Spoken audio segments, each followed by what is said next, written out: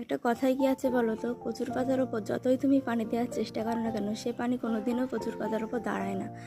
সেরকম তুমি শ্বশুরবাড়ির লোকের কাছে যতই ভালো কাজ করার চেষ্টা করো না কেন, তোমার নিজের কলিজা কেটে খাওয়ালেও তাদের কাছে তুমি জীবনেও নাম পাবে না। দিন শেষে সেই পাশের বাড়ির বউটা শ্বশুরবাড়ির লোকের কাছে ভালো হয়। কিন্তু কথাটা শুনতে খারাপ লাগলে এটা বাস্তব, কিছু করার নেই।